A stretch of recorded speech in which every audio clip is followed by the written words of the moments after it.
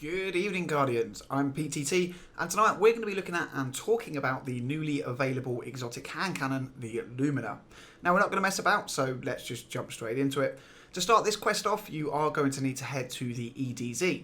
Fly into the Trosslands and head towards the salt mines. If you have the Thorn, then you need to go to the exact same place as you obtained the Thorn from, and at the back of the camp will be a box on the table. You simply interact with it, and that's the start of the quest line. For those of you who do not have Thorn, then you need to head into the salt mines and take the teleporter on the left hand side of the gate. This is the same teleporter you use in the mission, so you should all know where it is.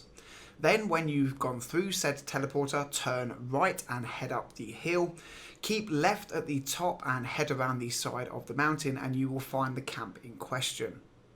Moving on now to step 2, and this is where the quest line will change for people depending on what time of day you get onto this step. See, you need to find the original Thorn, and to do this you need to check out your pursuit tab and look at your system positioning device. This will give you a location to head to and search for a second chest containing Dredgenyor's original Thorn. Now for me at reset this was on the EDZ in the sludge, and it's right at the beginning of the lost sector in a room on the left. Now again, this is dependent on what time you are doing this, so make sure to check your personal quest step here and find out where you need to go. I do believe the timer is an hour timer, so every hour it actually swaps location, so yeah, keep on check on this one, guys. Moving on from here then, you go on to step 3 and you need to generate 250 orbs. Now I personally did this in the heroic whisper quest and killed Shadow Thrall, but you can pretty much do this wherever you wish to. If you're a hunter, I highly recommend running tether, and obviously you're going to want to be running masterworked weapons to get this done quickly.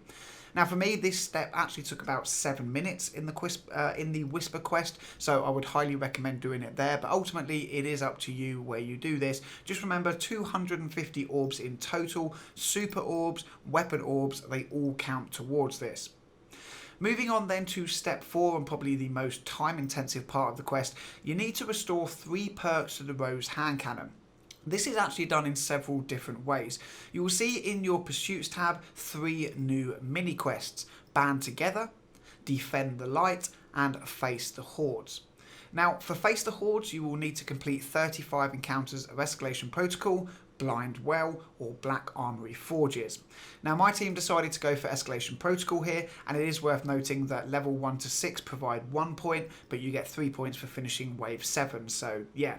The quickest way to rinse and repeat wave 6 and 7, and I think this took us about 45 minutes in total, and Mars right now is full of Guardians doing the exact same steps, so yeah, it goes by pretty quickly. Now for Defend the Light you will need to defeat multiple enemies in a row without reloading. For this you will need 100 points, and again I did this while taking part in the 35 Escalation Protocol runs. Now it's worth noting that this can be done with any weapon, so something like the Hammerhead works very nicely for this, but swords are also a great choice because you never actually reload a sword, so you stay on your streak all the time you have heavy ammo. And finally, we have Band Together. This will require you to run a Nightfall and obtain a score of 50,000, so yeah, nothing really hard there to be honest. When you've completed all 3 of these mini quests, you will then move on to the next step. So said next step is called Fireteam Leader and will require you to complete activities throughout the solar system with Rose equipped, and additional progress is rewarded for being in a fire team with other Rose wielders. Now the way my team did this was via Nightfall, and that awards 12% per run with all 3 members running Rose. As a reference point, a heroic public event only offers 4% and Crucible offers only 2%, so yeah, Nightfalls are definitely the way to go here guys if you want to get it done quickly. When you've completed this step, you will then progress to Strength in Numbers, and this will require you to generate 50 Orbs of Light, get hand cannon final kills in the Crucible, and killing an invader in Gambit before he kills anyone on your team. Now breaking this down, the Gambit invader kills is relatively easy. If you're a moderate player or better, simply equip a sniper, a machine gun, truth, and wait for those invaders and shut the Guardian down before they kill a teammate. Right now there's a lot of Guardians doing Gambit and they're pretty much just emoting on the invasions, making it easy for people, so yeah, make sure to get this step done pretty quickly. Moving on to the Crucible then, and the percentage of hand cannon kills. I actually did this in one game on a 36 kill, and it's worth noting that any hand cannon does indeed count. I personally used my Luna's Howl, but any hand cannon will do. Rose does not need to be equipped. Now, it's also worth noting here, if you stick with your team, assists will up your percentage also. Not as fast as getting the kill, but an increase is an increase nonetheless. And finally, for the orbs generated, any weapon will count, and I highly recommend the Lost Sector on Mars, as there are a lot of ads in there and there are a lot of thralls, so it's a very quick and easy farm. This step took about 30 minutes all in. That's the orbs, gambit and crucible kills, so yeah, again, if you're an average player or above, this won't take you very long. And finally, guys, you move on to the Zol Strike and the destruction of crystals. Now, this is actually very easy, as the crystals are personally instanced. If you destroy a crystal, they are still there for your teammates, and each player only needs to get 11. As you will see in the background footage, we flew through this after the second area, ignoring the rest of the crystals, and proceeded to kill the boss, and yeah, that's pretty much it. When you defeat Zol, you will get your shiny new Lumina drop. Now, overall, I think this was a brilliant little quest, but we will go into that in more detail at a later date. You know, there's a lot I want to talk about, basically. What I do want to do now, though, is very quickly look over the weapon and show you the perks. So, up first, we have Noble Rounds.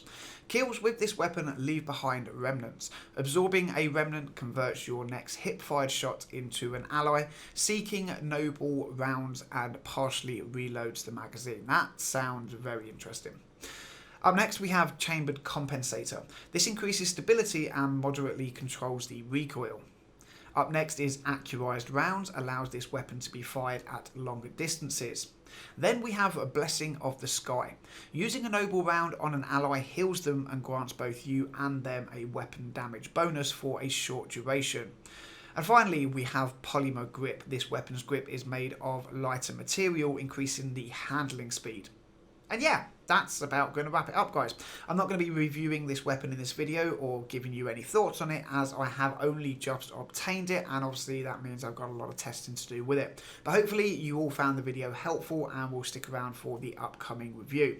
Now, as always, I want to say thank you for taking the time to watch the video. If you liked it and or found it helpful, then a like and subscribe would be greatly appreciated. Let me know down in the comment section what you think about the Lumina and what potential you think it is going to have. Also, let me know what kind of tests you would like to see me do in a review.